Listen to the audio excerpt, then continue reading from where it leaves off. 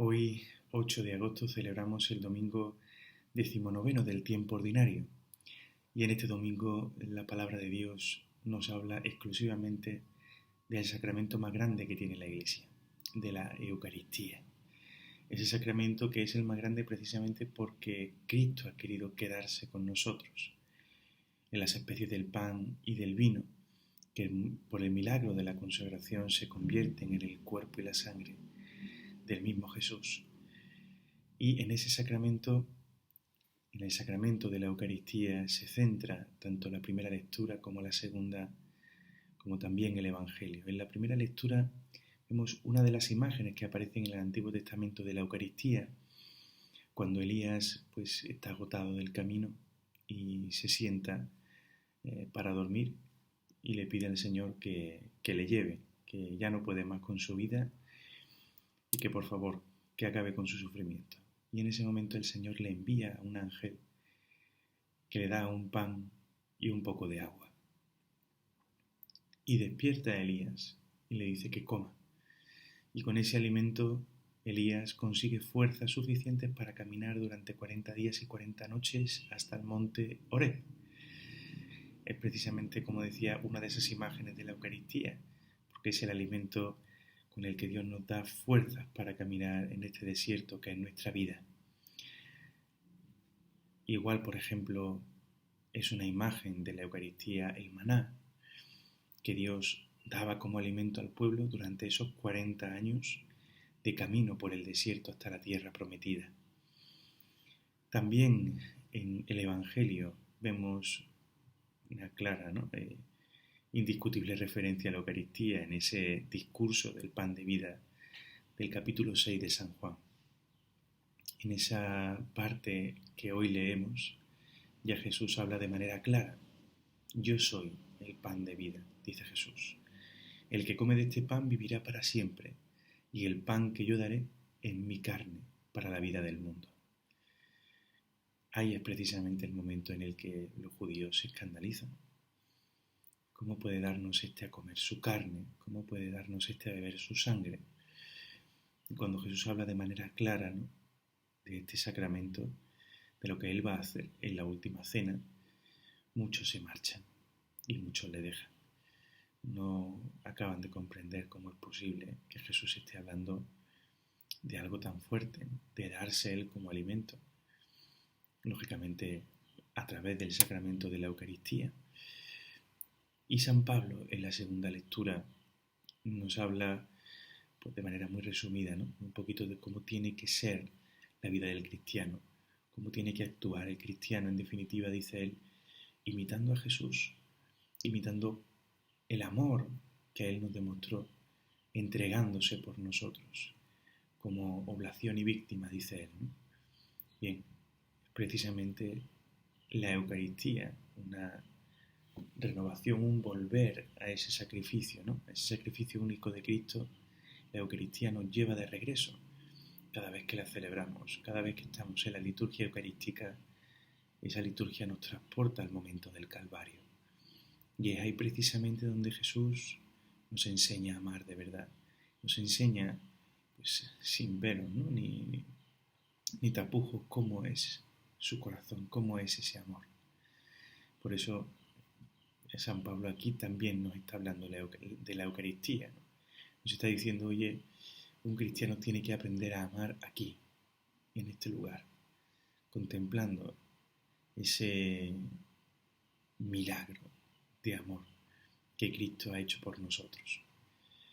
Cuando uno se para a reflexionar, se para a meditar de manera detenida y pausada sobre el milagro de la Eucaristía, sobre la grandeza de este sacramento, uno a veces repara en cuántas veces, no intencionadamente, y no de manera clara y directa, pero sí cuántas veces de alguna u otra manera hemos minusvalorado este sacramento de la Eucaristía. Incluso a veces, aunque cumplamos con el precepto dominical, o incluso algunos, que todos los días celebramos la Eucaristía, En algunas ocasiones faltamos a la debida adoración, veneración y amor a este sacramento. Muchas veces como sacerdote me he encontrado con personas que se han confesado de estas cosas, ¿no? Y me han ayudado profundamente a comprender cómo muchas veces faltamos a ese amor. He habido personas que pues, se han confesado pues, simplemente porque no han hecho una genuflexión con amor y reverencia al sagrario.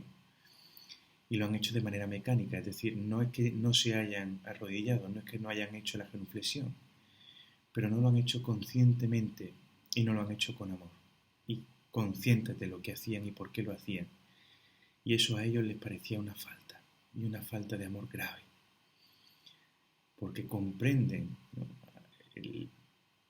la grandeza de lo que se esconde en ese sagrario, la grandeza de quién está escondida de quién está escondido en ese sagrario y del amor que ha demostrado al quedarse en ese sagrario.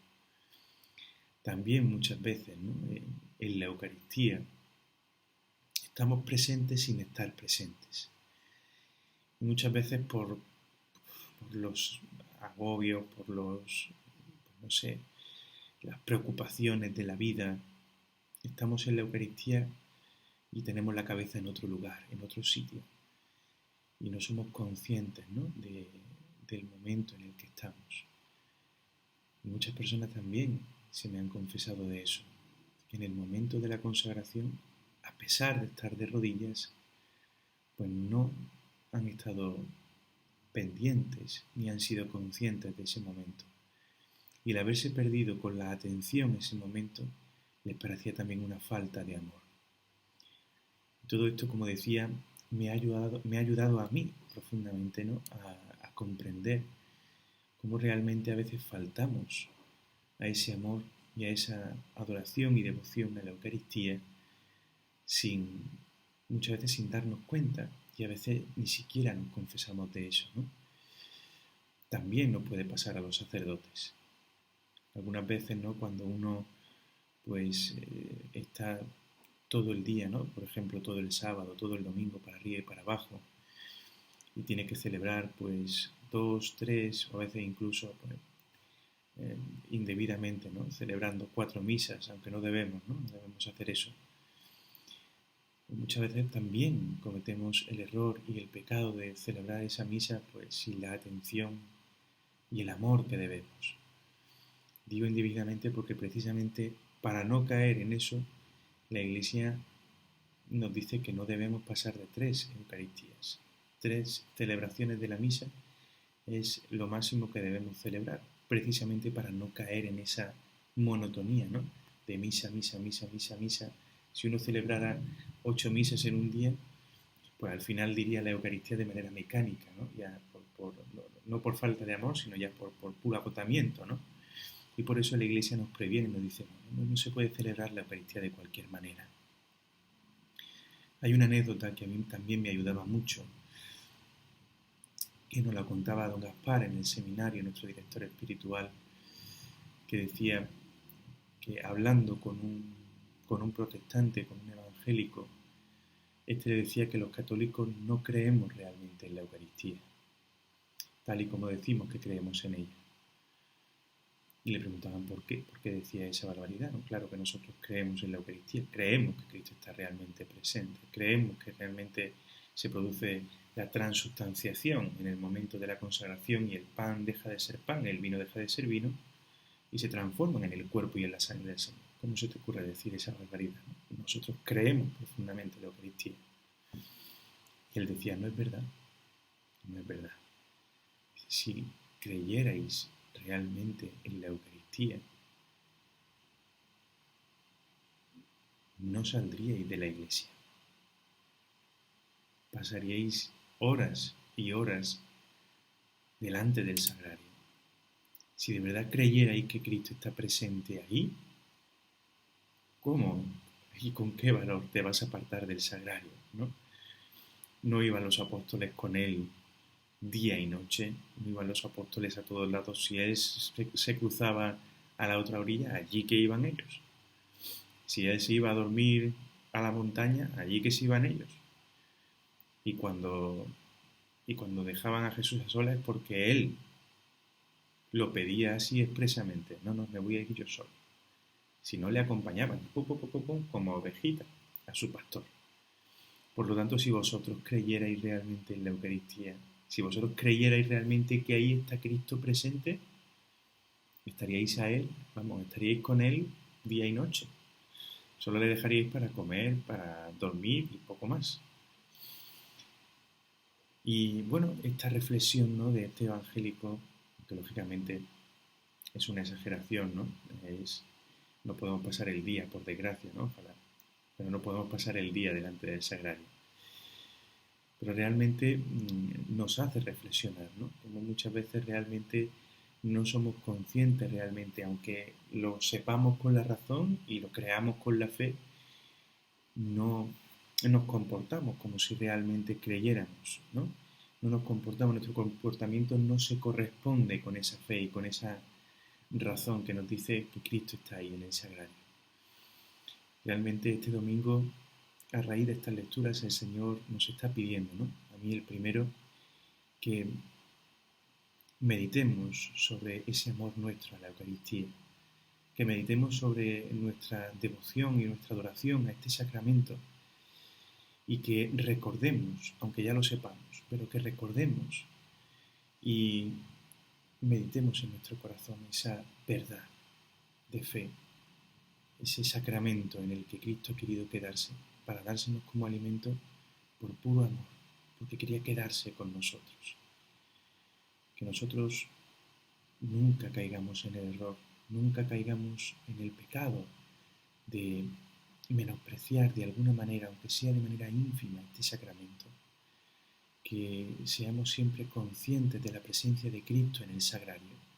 Cuando entremos en una iglesia, lo primero que nuestros ojos quieran buscar sea esa vela encendida, que nos revelen dónde está el Señor para ir a saludarlo, para ir a hacer esa genuflexión que es nuestro saludo amoroso. Señor, creo que estás aquí. Y creo que estás aquí porque has querido quedarte por mí, para poder encontrarte conmigo en este momento. Y que esa actitud que nos lleve a todos, ¿no?, a crecer en ese espíritu de oración. Ese espíritu de oración que nos haga poco a poco crecer cada vez más en ese amor. Que el Señor nos conceda esta gracia a todos y a cada uno de nosotros, y especialmente a los sacerdotes. Que así sea.